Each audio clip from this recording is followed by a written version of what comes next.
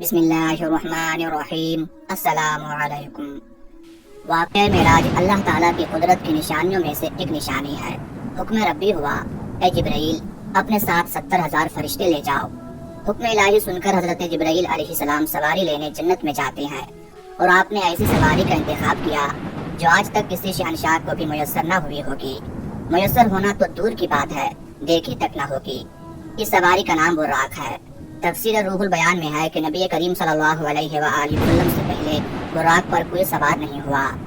ماہ رجب کی 27ویں شب کس قدر پرکیف رات ہے، مطلب بالکل صاف ہے، فضاؤں میں عجیب سی کیفیت طاری ہے۔ رات آہستہ آہستہ کیف و نشاط کی مستی میں مست ہوتی جا رہی ہے۔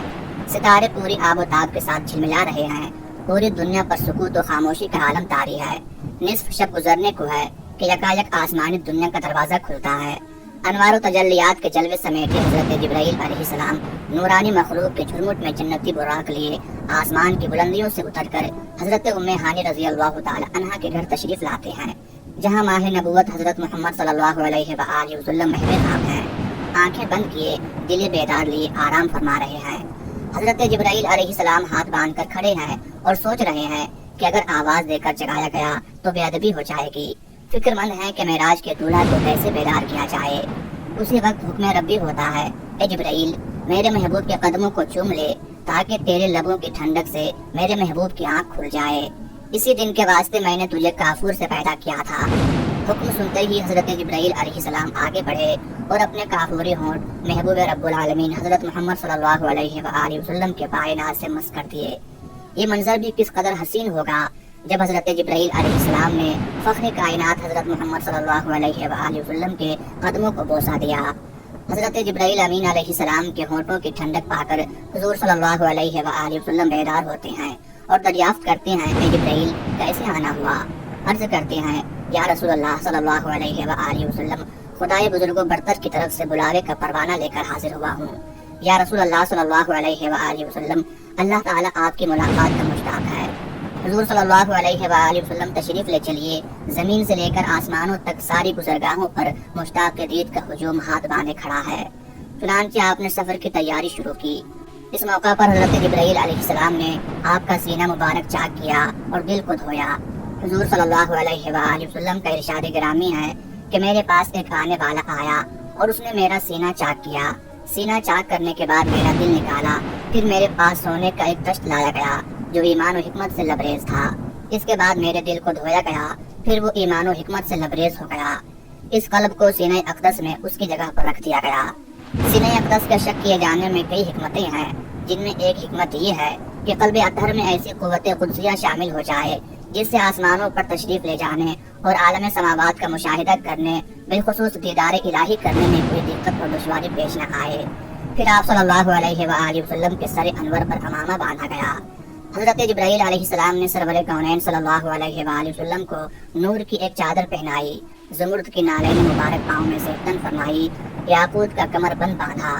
حضور صلی اللہ علیہ وآلہ وسلم نے براق کا حلیہ بیان کرتے ہوئے ارشاد فرمایا، سینہ سرخ یاقوت کی مانند چمک رہا تھا، اس کی پشت پر بجلی کونتی تھی، ٹانگیں سبز زمرد، دم مرجان، سر اور اس کی گردن یاقوت سے بنائی گئی تھی۔ بہشتی زین اس پر کسی ہوئی تھی جس کے ساتھ سرخ یاقوت کے 2 رکاب آویزاں تھے۔ اس کی پیشانی پر لا الہ الا اللہ محمد رسول اللہ لکھا ہوا تھا۔ چند لمحوں کے بعد وہ وقت بھی آ گیا کہ سرور کونین حضرت محمد صلی اللہ علیہ وآلہ وسلم براق پر تشریف فرما ہو گئے۔ حضرت جبرائیل علیہ السلام نے رکاب تھام لی، حضرت میکائیل علیہ السلام نے لگام پکڑ لی، حضرت اسرافیل علیہ السلام نے زین کو سنبھالا۔ معراج کی رات 80,000 فرشتے حضور صلی اللہ علیہ وآلہ وسلم کے دائیں طرف اور 80,000 بائیں طرف تھے۔ فضا فرشتوں کی درود و سلام کی صداؤں سے گونج اٹھی اور آقائے نامدار حضرت محمد صلی اللہ علیہ وآلہ وسلم درود و سلام کی گونج میں سفر معراج کا آغاز فرماتے ہیں۔ اس واقعہ کو قرآن مجید میں اللہ تعالیٰ نے اس طرح بیان فرمایا ہے، وہ ذات ہر نقص اور کمزوری سے پاک ہے جو رات کے تھوڑے سے حصہ میں اپنے محبوب اور مقرب بندے کو مسجد حرام سے اس مسجد اقصیٰ تک لے گئی جس کے گرد و نواح کو ہم نے بابرکت بنا دیا ہے، تاہم اس بندے کامل کو اپنی نشانیاں دکھائیں۔ آپ صلی اللہ علیہ وآلہ وسلم نہایت شان و شوکت سے ملائکہ کے جلوس میں مسجد حرام سے مسجد اقصیٰ کی طرف روانہ ہوتے ہیں۔ یہ گھڑی کس قدر دل نواز تھی کہ جب مکہ سے لامکہ تک نور ہی نور پھیلا ہوا تھا، سواری بھی نور تو سوار بھی نور، باراتی بھی نور تو دولہا بھی نور، میزبان بھی نور تو مہمان بھی نور، نوریوں کی یہ نوری بارات فلک بوس پہاڑیوں، بے آب و گیا ریگستانوں، گھنے جنگلوں، چٹیل میدانوں، سرسبز و شاداب وادیوں، پرخطر ویرانوں پر سے سفر کرتی ہوئی وادی بدھا میں پہنچی، جہاں کھجور کے بے شمار درخت ہیں۔ حضرت جبرائیل علیہ السلام عرض کرتے ہیں کہ حضور یہاں اتر کر 2 رکعت نفل ادا کیجیے، یہ آپ کی ہجرت گاہ مدینہ منورہ ہے۔ نفل کی ادائیگی کے بعد پھر سفر شروع ہوتا ہے۔ راستے میں ایک سرخ ٹیلہ آتا ہے جہاں حضرت موسیٰ علیہ السلام کی قبر ہے۔ حضور صلی اللہ علیہ وآلہ وسلم ارشاد فرماتے ہیں کہ معراج کی رات میں سرخ ٹیلے سے گزرا تو میں نے دیکھا کہ وہاں موسیٰ علیہ السلام کی قبر ہے اور وہ اپنی قبر میں کھڑے ہو کر نماز پڑھ رہے ہیں۔ پھر دیکھتے ہی دیکھتے بیت المقدس بھی آ گیا جہاں قدسیوں کا جمع غفیر سلامی کے لیے موجود ہے، حور و غلمہ خوش آمدید کہنے کے لیے، اور تقریباً 1,24,000 انبیاء و مرسلین استقبال کے لیے بے چین و بے قرار کھڑے تھے۔ حضور صلی اللہ علیہ وآلہ وسلم اس مقام پر تشریف فرما ہوئے جسے باب محمد صلی اللہ علیہ وآلہ وسلم کہا جاتا ہے۔ حضرت جبرائیل علیہ السلام ایک پتھر کے پاس آئے جو اس جگہ موجود تھا۔ حضرت جبرائیل علیہ السلام نے اس پتھر میں اپنی انگلی مار کر اس میں سوراخ کر دیا اور براق کو اس میں باندھ دیا۔ آفتاب نبوت حضرت محمد صلی اللہ علیہ وآلہ وسلم مسجد اقصی میں داخل ہوتے ہیں۔ صحن حرم سے فلک تک نور ہی نور چھایا ہوا ہے، ستارے مان پڑ چکے ہیں، قدس سلامی دے رہے ہیں، حضرت جبرائیل علیہ السلام اذان دے رہے ہیں، تمام انبیاء و رسول صف در صف کھڑے ہو رہے ہیں۔ جب صفیں بن چکی تو امام الانبیاء حضرت محمد صلی اللہ علیہ وآلہ وسلم امامت فرمانے تشریف لاتے ہیں۔ تمام انبیاء و رسول امام الانبیاء کی اقتداء میں 2 رکعت نماز ادا کر کے اپنی نیاز مندی کا اعلان کرتے ہیں۔ ملائکہ اور انبیاء کرام سب کے سب سر تسلیم خم کیے ہوئے کھڑے ہیں۔ بیت المقدس نے آج تک ایسا دلنواز منظر اور روح پرور سما نہیں دیکھا ہوگا۔ وہاں سے فارغ ہوتے ہی عظمت و رفعت کے پرچم پھر بلند ہونے شروع ہوتے ہیں۔ درود و سلام سے فضا ایک مرتبہ پھر گونج اٹھتی ہے۔ سرور کونین حضرت محمد صلی اللہ علیہ وآلہ وسلم نوری مخلوق کے جھرمٹ میں آسمان کی طرف روانہ ہوتے ہیں۔ حضور صلی اللہ علیہ وآلہ وسلم فرماتے ہیں پھر مجھے اوپر لے جایا گیا۔ براق کی رفتار کا عالم یہ تھا کہ جہاں نگاہ کی انتہا ہوتی وہاں براق پہلا قدم رکھتا، فوراً ہی پہلا آسمان آ گیا۔ حضرت جبرائیل علیہ السلام نے دروازہ کھٹکھٹایا۔ دربان نے پوچھا کون ہے؟ جواب دیا جبرائیل۔ دربان نے پوچھا تمہارے ساتھ کون ہے؟ حضرت جبرائیل علیہ السلام نے کہا حضرت محمد صلی اللہ علیہ وآلہ وسلم۔ دربان نے کہا مرحبا، دروازے انہی کے لیے کھولے جائیں گے۔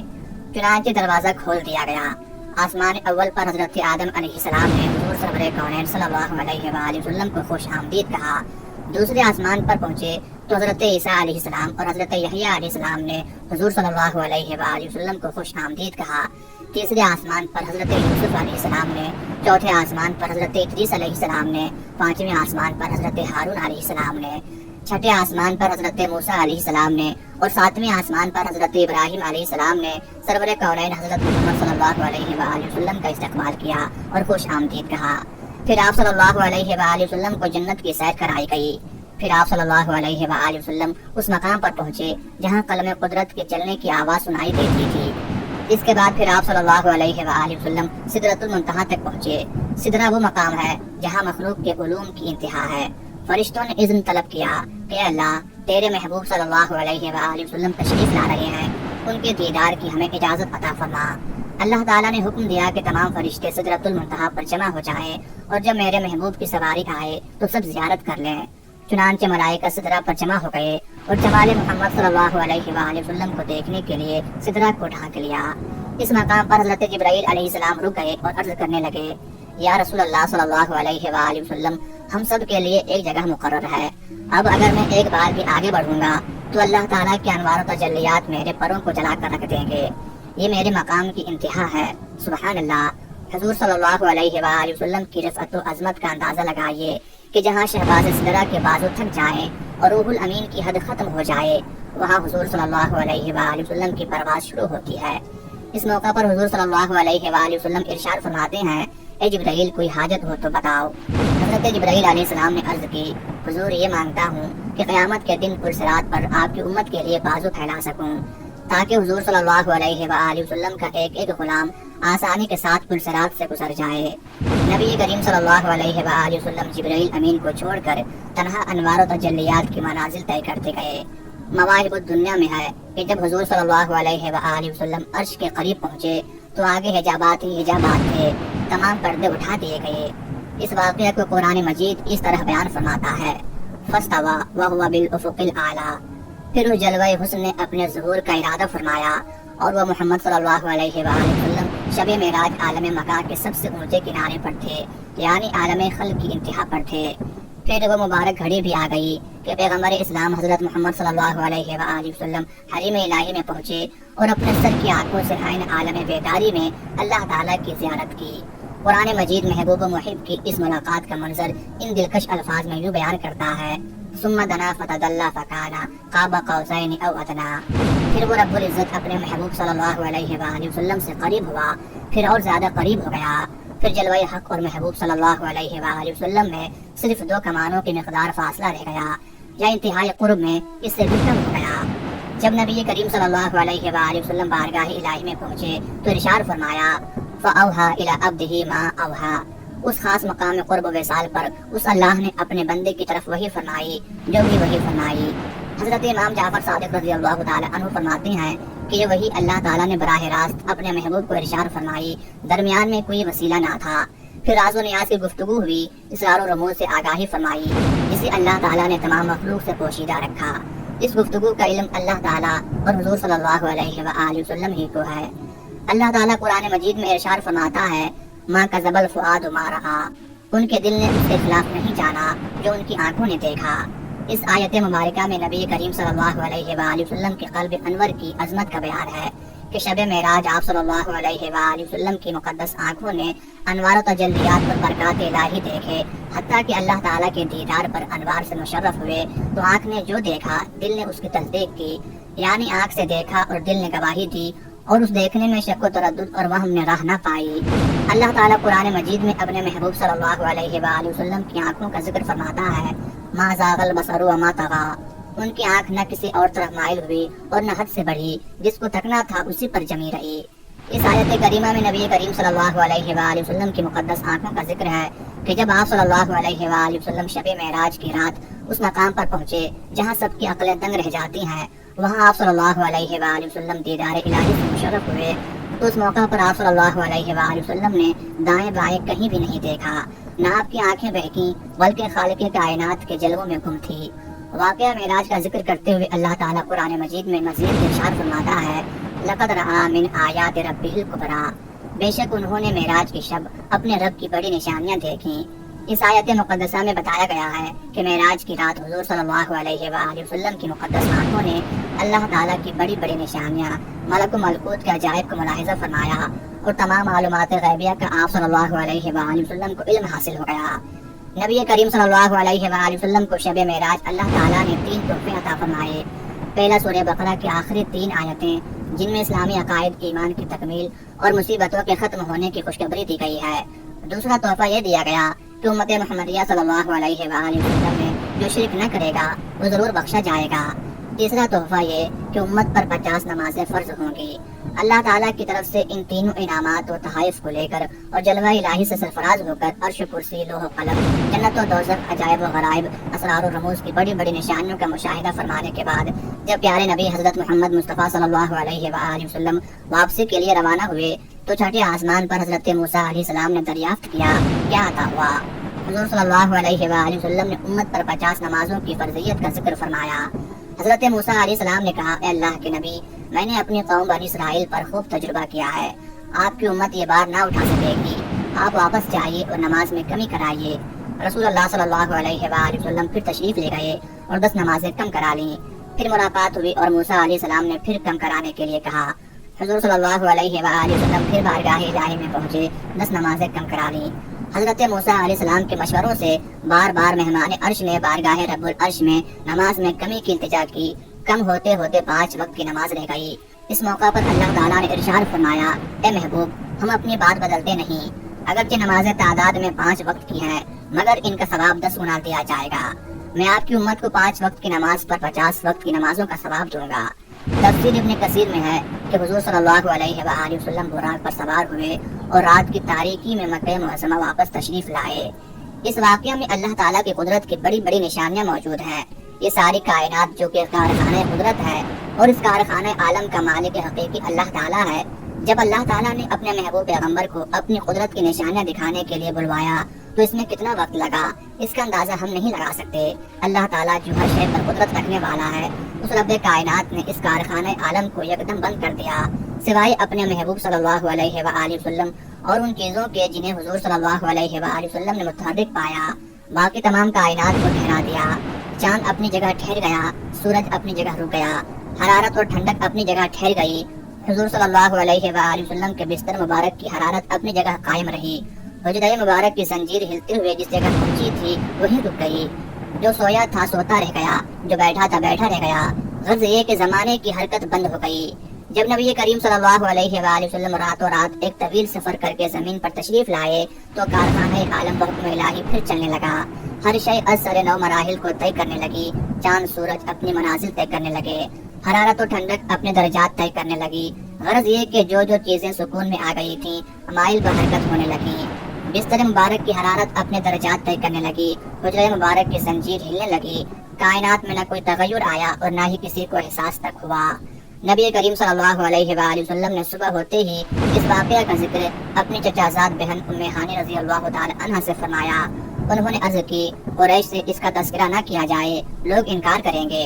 آپ صلی اللہ علیہ وآلہ وسلم نے فرمایا میں حق بات ضرور کروں گا، میرا رب سچا ہے اور جو کچھ میں نے دیکھا وہی سچ ہے۔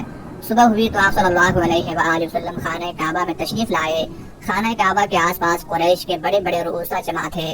آپ صلی اللہ علیہ وآلہ وسلم مقام حضر میں بیٹھ گئے اور لوگوں کو مخاطب کر کے واقعہ معراج بیان فرمایا۔ مخبر صادق حضرت محمد صلی اللہ علیہ وآلہ وسلم کے تذکرہ کو سن کر کفار و مشرکین ہنسنے لگے اور مذاق اڑانے لگے۔ ابو جہل بولا کیا یہ بات آپ پوری قوم کے سامنے کہنے کے لیے تیار ہیں؟ آپ صلی اللہ علیہ وآلہ وسلم نے فرمایا بے شک۔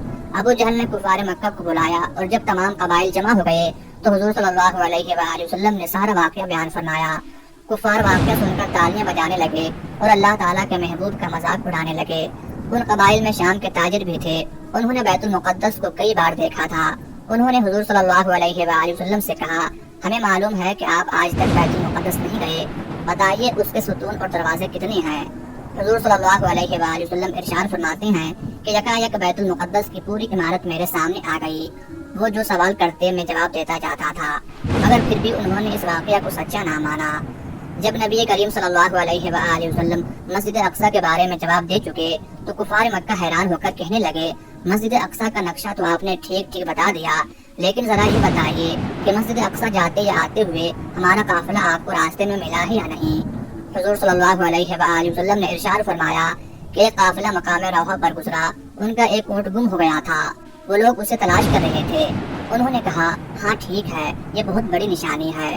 پھر حضور صلی اللہ علیہ وآلہ وسلم نے فرمایا کہ میں فلاں قافلے پر بھی گزرا، دو آدمی مقام ذی-طوا میں ایک اونٹ پر سوار تھے، ان کا اونٹ میری وجہ سے بگڑ کر بھاگ گیا اور وہ دونوں سوار گر پڑے، ان میں فلاں شخص کا ہاتھ ٹوٹ گیا، جب وہ آئیں تو ان دونوں سے یہ بات پوچھ لینا۔ انہوں نے کہا اچھا یہ دوسری نشانی ہوئی۔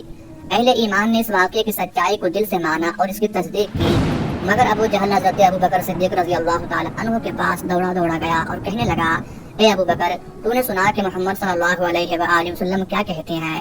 کیا یہ بات تسلیم کی جا سکتی ہے کہ رات کو وہ بیت المقدس گئے اور آسمانوں کا سفر طے کر کے آ بھی گئے؟ حضرت ابو بکر صدیق رضی اللہ تعالی عنہ فرمانے لگے اگر میرے آقا صلی اللہ علیہ وآلہ وسلم نے فرمایا تو ضرور سچ فرمایا ہے، کیونکہ ان کی زبان پر جھوٹ نہیں آ سکتا، میں اپنے نبی کی سچائی پر ایمان لاتا ہوں۔ کفار بولے ابو بکر تم کھلا ایسی خلاف عقل بات کیوں صحیح سمجھتے ہو؟ اس عاشق صادق نے جواب دیا میں تو اس سے بھی زیادہ خلاف عقل بات پر یقین رکھتا ہوں، یعنی باری تعالیٰ پر۔ اسی دن سے حضرت ابو بکر رضی اللہ تعالی عنہ کو دربار نبوت سے صدیق کا لقب ملا۔